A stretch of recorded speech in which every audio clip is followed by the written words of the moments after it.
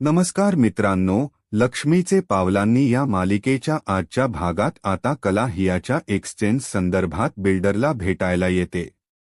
ती लिपिकला विचारते की हियाचे व्यवस्थापक उपलब्ध आहेत का। लिपिक म्हणतो की राहुलने त्याला पाठवल्यामुळे तो 4-5 दिवसांपासून बाहेर आहे। मग लिपिक तिला विचारतो की तिचं काही काम होतं का। कला म्हणते की तिला एका महत्त्वाच्या करारावर चर्चा करायची आहे आणि त्याचा फोन काम करत नाहीये। लिपिक जाणून बुजून खोट बोलतो की त्याचा फोन सध्या बंद आहे आणि ते सुद्धा त्याच्यापर्यंत पोहोचू शकत नाही।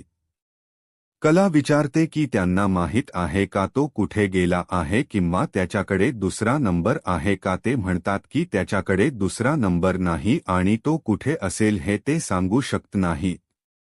कला विचारते की तिला त्याची केबिन कुठे आहे हे कळू शकेल का। लिपिक म्हणतो, होय, ही त्याची केबिन आहे, पण तो सध्या इथे नाहीये। कला विचारते की ती एकदा त्याची केबिन पाहू शकते का। लिपिक सहमत होतो आणि कलाला केबिनमध्ये जाण्याची परवानगी देतो। कला त्याचे आभार मानते आणि आत जाते। आतमध्ये कला विचार करते की तो इतक्या मोठ्या सीझनमध्ये बाहेर का असेल। नक्कीच काहीतरी गडबड आहे। ती विचार करते, मी त्याला कशी भेटू। जर मी जास्त चौकशी केली तर त्यांना माझ्यावर संशय येईल आणि हा माणूस विचित्र दिसतो। आता मला सावध राहण्याची गरज आहे कारण मला संशय आहे। मग तो माणूस कलाला म्हणतो, ओ मॅडम, तुमचं काम झालं असेल तर तुम्ही जाऊ शकता। बाहेरच्या लोकांना इथे जास्त वेळ थांबण्याची परवानगी नाहीये। कला म्हणते, ठीक आहे। त्याच वेळी एक सर कुठून तरी येतात आणि कला आणि त्या माणसांचं बोलणं ऐकतात। कलाला पाहून तो माणूस पळून जातो। कला त्याला पाहते। दरम्यान चांदेकरांच्या घरी अनामिका आणि सोहम एकटे बोलत आहेत। अनामिका सोहमला विचारते, सोहम, तू काय करत आहेस। सोहम विचारतो, काय झालं। अनामिका उत्तर देते, माझं कुटुंब इथे आलं होतं, आई आणि वडील आणि माझा भाऊ तुमच्या वडिलांसोबत गेला होता असं मी ऐकलं।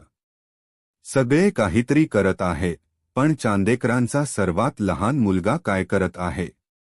चांदेकरांचा सर्वात लहान मुलगा फक्त बोलतोय, काळजी करू नका आबा, सगळं ठीक होईल। सोहम, एक गोष्ट लक्षात ठेव, फक्त बोलून काही होणार नाही।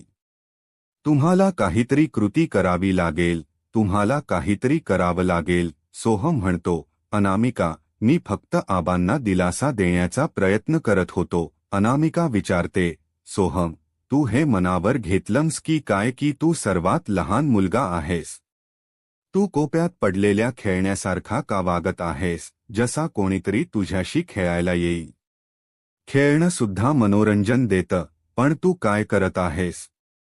तू काहीच करू शकत नाही। अनामिका प्रत्येक शब्दाने सोहमशी भांडते।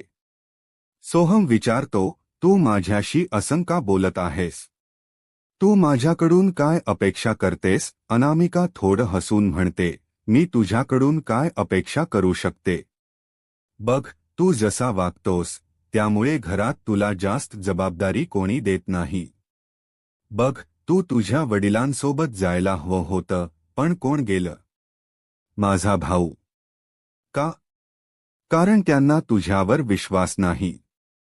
तू यासाठी योग्य नाहीयेस। सोहम म्हणतो, अनामिका, माझं ऐक। तुला स्वतःला खायला सुद्धा येतं की नाही, की तुला आई किंवा बायकोने वाढायला पाहिजे। चल, मी तुला सांगतो या परिस्थितीत काय करायचं। रोहिणी उठून त्यांचं बोलणं ऐकायचा प्रयत्न करते। अनामिका पुढे म्हणते, तुला फक्त रंगकाम करता येतं।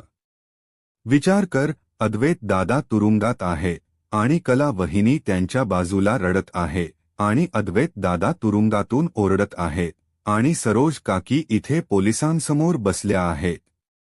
तू या सगळ्याचा अर्थ लावू शकतोस की हे खूप जास्त आहे। रोहिणी हे सगळं ऐकते पण तिला काही शब्द स्पष्टपणे ऐकू येत नाहीत। मात्र हे सगळं पाहून ती विचार करते, तिने नक्कीच त्याला काहीतरी बोललं आहे आणि ती बोलली ते साधं दिसत नाहीये। अद्वैतच्या बाबतीत नक्कीच काहीतरी तुलना चालू आहे। एकदा अद्वैतचा विषय संपला की मग आपण सोहमवर लक्ष केंद्रित करायला पाहिजे, रोहिणी मनात असं ठरवते. आपण अद्वैतला आधीच काढलं आहे, आता सोहमचा नंबर असेल. अशा प्रकारे आपल्याला एक करून सगळ्यांना काढायचं आहे. मग कोर्ट केस सुरू होते. चांदेकर कुटुंबातील सदस्यसहित सगळेजण हजर असतात. अद्वैतला साक्षीदाराच्या पिंजात आणलं जातं. अद्वैतला आरोपीच्या पिंजात उभं केल्यावर रोहिणी खूप आनंदाने पाहते. संगीता देवाला प्रार्थना करत आहे की अद्वैतला या संकटातून वाचवा.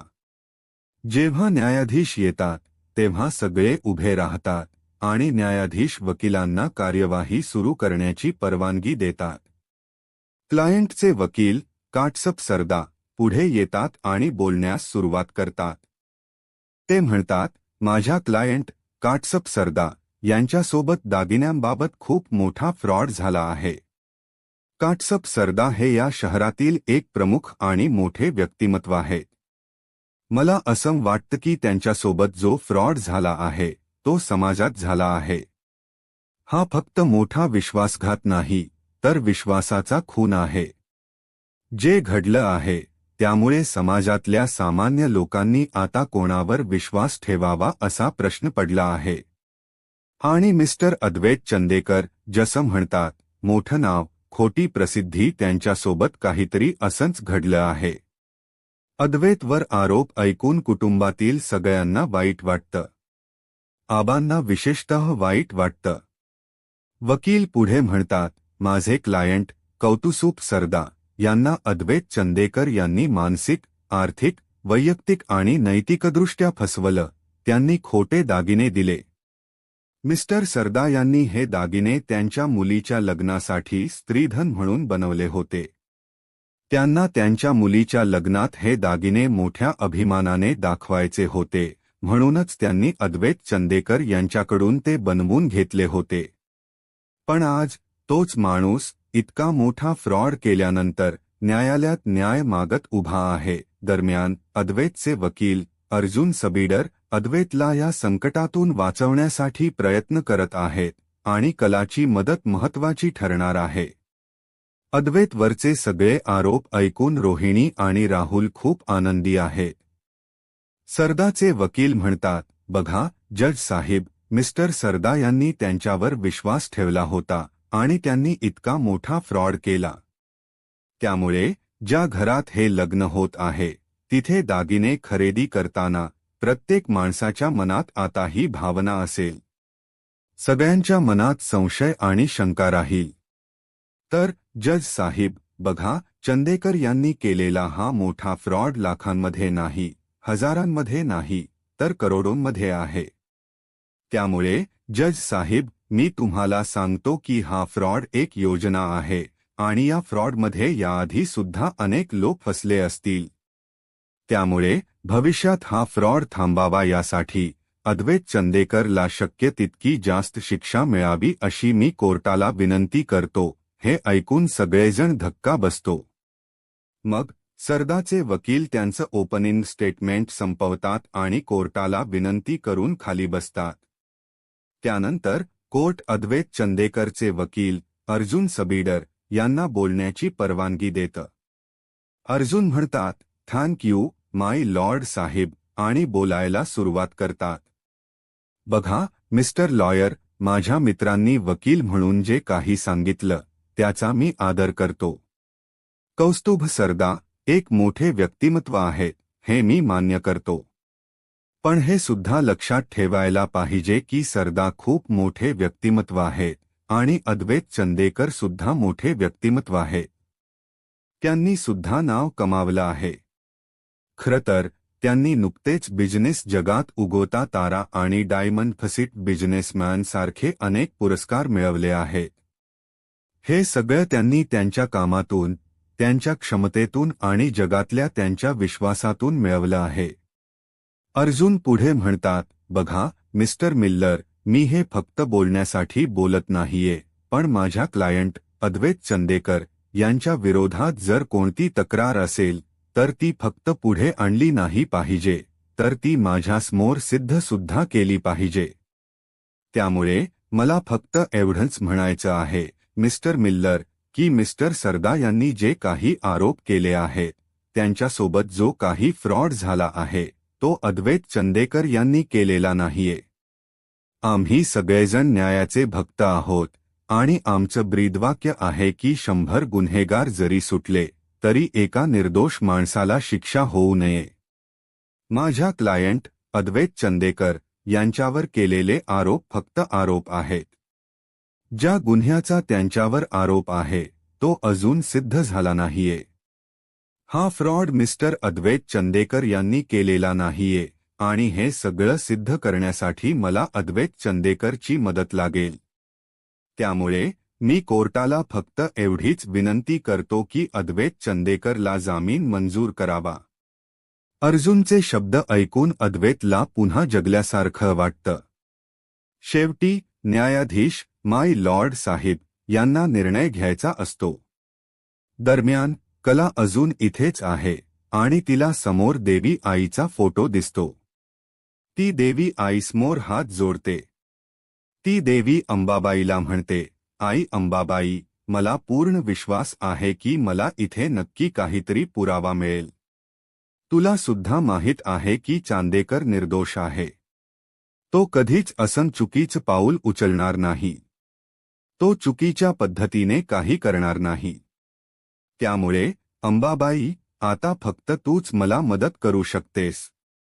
मला चांदेकरला यातून बाहेर काढायचं आहे.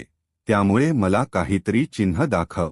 त्याच वेळी तिथे लपलेला म्हातारा माणूस कलाला पुढे बघताना पाहतो आणि लगेच याचा फायदा घेऊन पळून जातो. त्याच वेळी एक शिपाई तिथून जात असतो आणि त्या म्हाताया माणसाला त्याचा धक्का लागतो, ज्यामुळे त्याच्या हातातली रजिस्टर खाली पडते. कला त्या म्हाताया माणसाला पाहते आणि ते एकमेकांना ओळखतात. कला म्हणते, जयवंत काका, तुम्ही इथे? आणि तुम्ही इथे काम करता? ती त्या म्हाताया माणसाला विचारते. जयवंत काका म्हणतात, हो, मी इथे काम करतो. कला त्यांना विचारते, खरंच, आपण किती वर्षांनी भेटतोय? काका, तुम्हाला आठवतंय, तुम्ही आमच्या बाजूला राहायचा आणि तुम्ही आमच्या वडिलांसोबत दुपारच्या चहासाठी आमच्या घरी यायचा. आणि तुम्हाला माझ्या आईचा वेलची चहा नेहमी आवडायचा, आठवतंय काका? जयवंत काका म्हणतात, हो, मला सगळं आठवतंय. वेलची चहा माझा आवडता आहे. कला म्हणते, बघा काका, मी इथे कामासाठी आले होते, पण योगायोगाने आपली इथे भेट झाली. हे वडिलांना कळलं तर त्यांना खूप आनंद होईल. काका, तुम्ही इथे किती दिवसांपासून काम करत आहात? त्याच वेळी जेव्हा कला जयवंत काका यांच्याशी बोलत असते तेव्हा मूर्ती बनवणारे काका सुद्धा जयवंत यांना ओळखतात आणि त्यांच्याशी बोलायला येतात. ते विचारतात, जयंता, मागच्या महिन्यात जेव्हा मी रजेवर होतो तेव्हा मला आलेल्या क्लायंटची फाईल हवी होती. तो क्लायंट आज येणार आहे, त्यामुळे मला ती बघायची आहे. आणि परवानगी आहे का? जयवंत काका म्हणतात, हो. दुसरे काका म्हणतात, म्हणजे सर सुद्धा अचानक रजेवर गेले आहेत आणि सर रजेवर गेल्यावर तुम्ही त्यांचं मुख्य काम बघत आहात, बरोबर? कला जयवंत काका यांच्याकडे बघते, पण जयवंत काकाला कलाला काहीतरी भीती वाटते. काका म्हणतात, अरे सर, इथे नसल्यामुळे मी तुमची परवानगी घेण्यासाठी आलो होतो. त्यामुळे आम्हाला तुमची परवानगी हवी आहे. जयवंत काका म्हणतात, ठीक आहे, मी तुम्हाला पाठवतो. दुसरे काका निघून जातात. कलाला लक्षात येतं की काकांनी तिला खोट बोललं होतं. कला त्या काकाला विचारते, काका, तुम्ही खोट का बोललात? तुम्ही मला सांगितलं की तुम्ही कालच जॉईन झाला आहात आणि हे आता म्हणाले की तुम्ही इथे सिनियर आहात. आणि काही महिन्यांपूर्वीच्या क्लायंटच्या फाईलसाठी ते तुमची परवानगी मागत होते. तर काका, तुम्ही मला खोट का बोललात? जयवंत काका काही उत्तर देत नाहीत. कला विचारते, काका, तुम्ही खोट बोलला कारण मला इथे काय उघड करायचं आहे हे सगळी माहिती तुम्हाला माहीत आहे आणि तुम्ही मला ते सांगू शकला नाही. तर सांगा मला, काका, तुम्ही खोट का बोलला? जयवंत काका म्हणतात, बाई, जेव्हा तू लहान होतीस तेव्हा दिनकर आणि मी एकाच वस्तीत काम करायचो, पण तो जमाना वेगळा होता, मोकळा होता.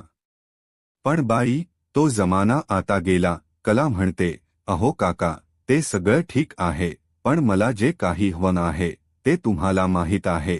जयवंत काका म्हणतात, हो. कला विचारते, पण तुम्ही मला का नाही सांगितलं? जयवंत काका म्हणतात, बघ बाई, मला खरं तर सगळं माहीत नाही, पण मला एका गोष्टीबद्दल शंका आहे.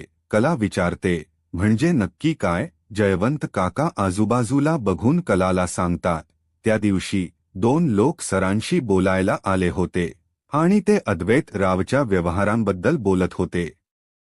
त्यांनी काय बोलणं केलं ते मला जास्त ऐकू आलं नाही, पण त्यांच्या बोलण्यावरून मला असं वाटलं की ते हियाच्या फ्रॉडबद्दल बोलत होते. मला तेवढंच समजलं. हे ऐकून कलाला धक्का बसतो. कला म्हणते, काका, हे तुम्ही मला तेव्हा का नाही सांगितलं? जयवंत काका म्हणतात, बाई, मी तेच तुला सांगतोय. बाई, आता जमाना बदलला आहे. आणि बघ, मला या नोकरीची खूप गरज आहे. आणि जर मी माझ्या बॉसच्या विरोधात बोललो असतो तर माझी नोकरी धोक्यात आली असती, नाही का? कला म्हणते, काका, मी हे सगळं मान्य करते, पण तुम्ही अजून सुद्धा एक मोठा फ्रॉड करत आहात. आणि बघा काका, मी तुमच्या जुन्या मित्राची मुलगी आहे, मी तुमच्या मुलीसारखी आहे. तर काका, बघा, हा माझ्या आयुष्याचा प्रश्न आहे. मी तुम्हाला खरंच विनंती करते, कृपया मला मनापासून मदत करा. जयवंत काका म्हणतात, हो बाई, बघ, माझ्या बॉसचा माझ्यावर नेहमी दबाव असतो. कला म्हणते, जर तुम्हाला तुमच्या चुकीचं प्रायश्चित्त करायचं असेल तर तुम्ही माझ्यासोबत येऊ शकता का? तुम्ही आता कोर्टात साक्ष देण्यासाठी माझ्यासोबत याल का? जयवंत काका विचारात पडतात. हे एकटे साक्षीदार आहेत जे अद्वैतला या सगळ्यामधून सोडवू शकतात. जयवंत काका कलाने त्यांना जे विचारलं आहे त्यावर विचार करत आहेत. आणि मित्रांनो, हा भाग इथेच संपतो. पुढच्या भागात सरडाचे वकील पुढे येतात आणि म्हणतात की कोर्टात आलेले 3 लोक, 3 साक्षीदार यांना नक्कीच फसवून आणि सक्ती करून कोर्टात बोलायला लावलं असेल. त्यांनी अद्वैत चांदेरबद्दल जाणून बुजून बोलायला लावलं असेल. हे सगळं ऐकून माय लॉर्ड साहेब म्हणतात की जर असा माणूस समाजात फिरत असेल तर तो कोणालाही फसवू शकतो. जर एक जरी पुरावा मिळाला असता तरी त्यांनी ते स्वीकारलं असतं. त्याच वेळी कला जयवंत काकांना तिथे घेऊन येते आणि सगळ्यांना थांबायला सांगते. सर, मी तुमच्यासमोर शेवटचा पुरावा सादर करत आहे. कला तो पुरावा घेऊन आली आहे आणि सगळे कलाकडे बघत आहेत. अद्वैत खूप आनंदी आहे. अद्वैत आशेने कलाकडे बघत आहे. राहुल आणि रोहिणीचे चेहरे बघण्यासारखे आहेत. पण कलाने जयवंत काकांना तिथे आणलं आहे आणि जयवंत काकांच्या मदतीने कला अद्वैतला इतक्या मोठ्या संकटातून वाचवते. आणि अद्वैतला त्याच्या कलाचा खूप अभिमान वाटतो. कला आणि अद्वैतचे संबंध कसे सुरळीत होतात आणि ते कसे एकमेकांच्या प्रेमात पडतात हे पाहायला आत्ताच माझा महाराष्ट्र या यूट्यूब चॅनलला सबस्क्राईब करा. धन्यवाद.